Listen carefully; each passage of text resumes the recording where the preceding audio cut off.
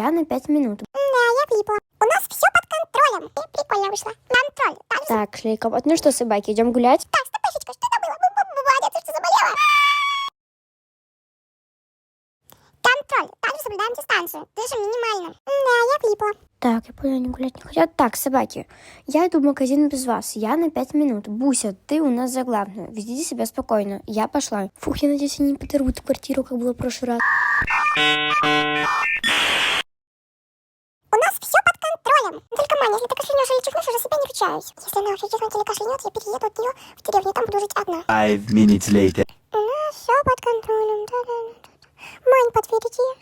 Что разбудила? 5 minutes later. Фух, наконец-то я пришла. Надеюсь, у них там все хорошо. Маня, мне показалось, что ты хотела на меня чихнуть. Прикольно вышло. Мне же